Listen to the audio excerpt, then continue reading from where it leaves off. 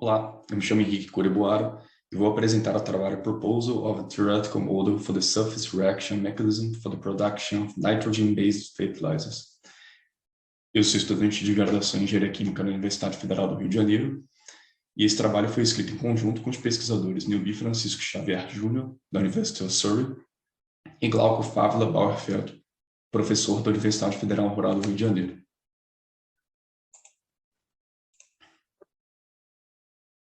Vou começar essa apresentação com uma introdução ao tema e aos aspectos que serviram como motivação para o desenvolvimento deste trabalho, os objetivos que se espera alcançar com este, os materiais e métodos utilizados, resultados e uma discussão sobre estes, em relação a resultados que já puderam ser encontrados até o presente momento, uma conclusão sobre a discussão e análise destes resultados e as referências bibliográficas que foram utilizadas para esse desenvolvimento. A motivação para o desenvolvimento deste trabalho surge com a preocupação com a eficiência energética em processos produtivos, especialmente quando se observa atividades envolvidas na indústria química.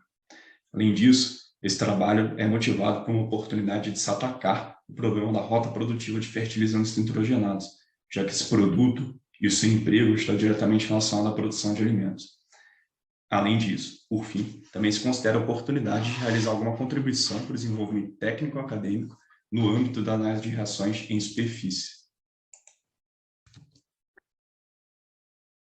O objetivo deste trabalho é, portanto, propor um modelo teórico para um método alternativo da síntese de fertilizantes nitrogenados, de forma que esse método novo vai se basear no estudo de processos que empregam catalisadores heterogêneos.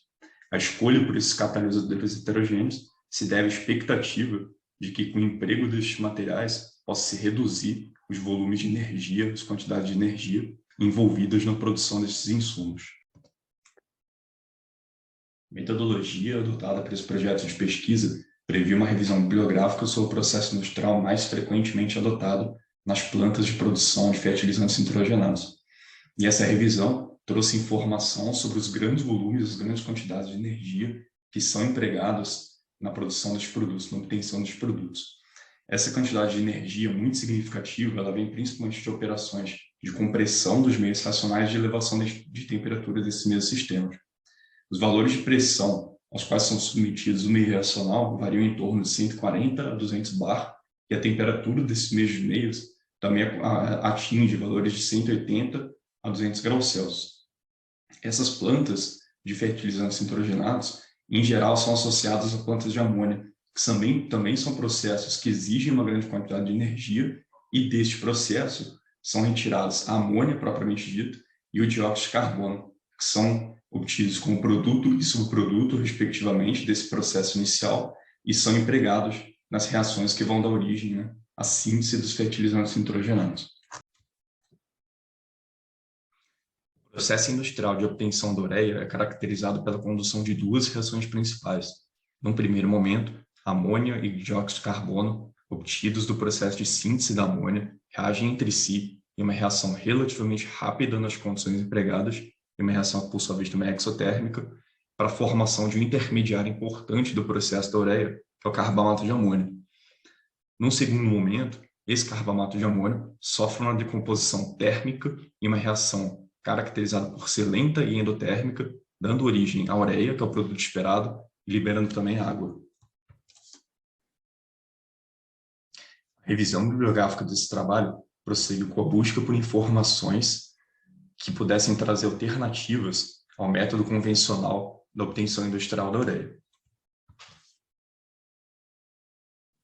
Essa busca se concentrou em estudos já realizados que vinham a considerar o uso de catalisadores heterogêneos no processamento dessas mesmas reações. E assim foi possível identificar que já existe informação que considera bastante apropriado o uso de alguns catalisadores metálicos, especialmente o cobre, na condução dessas mesmas reações. Dessa forma, se optou pelo estudo das reações na superfície do cobre para que se pudesse encontrar, de alguma forma, valores mais apropriados e mais favoráveis para o balanço energético e para o nível global de consumo de energia desse processo.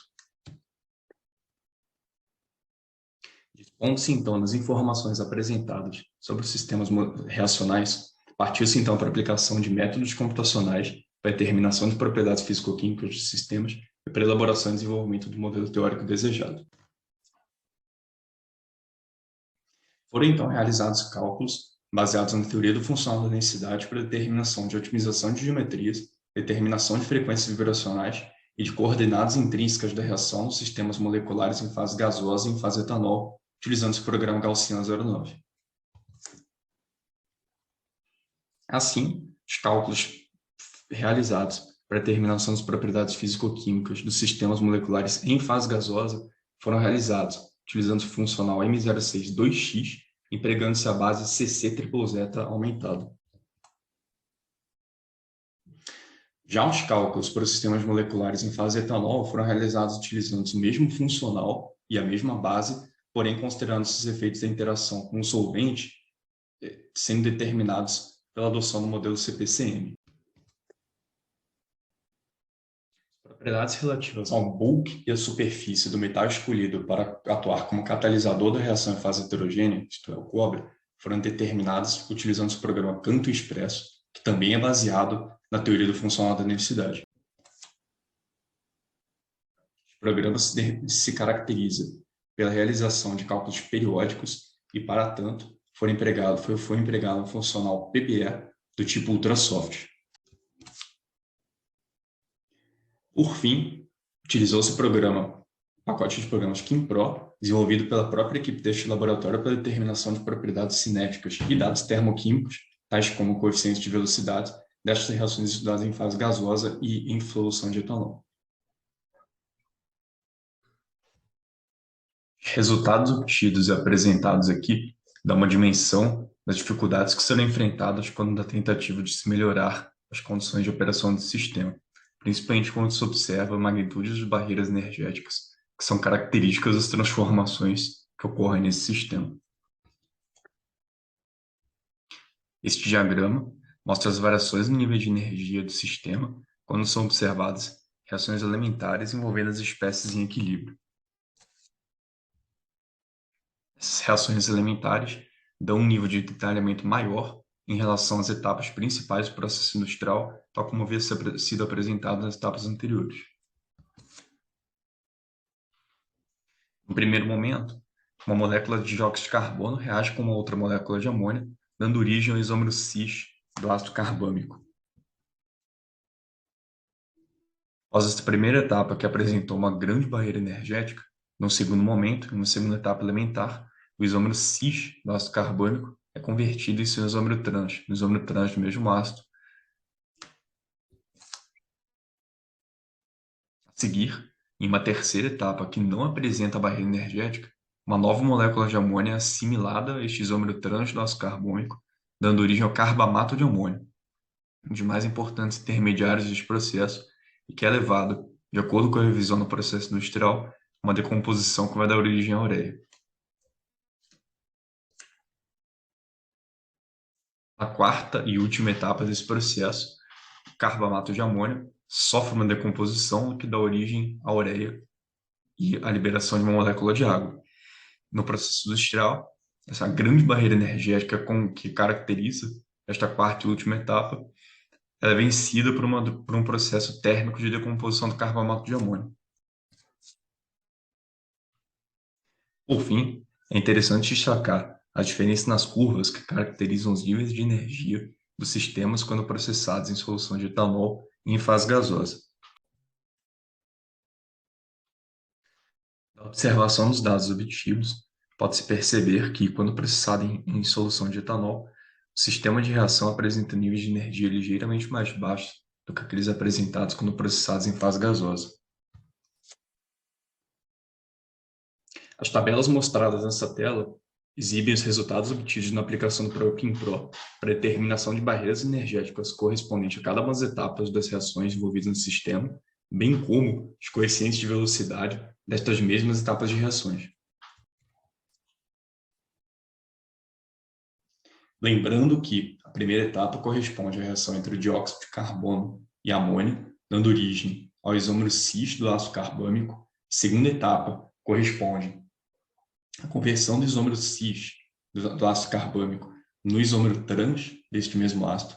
Terceira etapa, que não apresenta barreira energética, corresponde à assimilação de uma molécula de amônia ao isômero trans do ácido carbônico, dando origem ao carbamato de amônio. E a quarta e última etapa, que apresenta a maior barreira energética, corresponde à decomposição do carbamato de amônio, dando origem à ureia, produto desejado, e água. Em relação ao estudo sobre o comportamento das espécies moleculares sobre a superfície metálica que atua como catalisador, percebe-se com os resultados obtidos até o momento que a amônia tem uma absorção preferencial em relação ao dióxido de carbono no plano adotado, isto é, o plano 1.1 de uma superfície de cobre. Esse resultado é sugerido quando se observa a quantificação da variação de energia dos sistemas.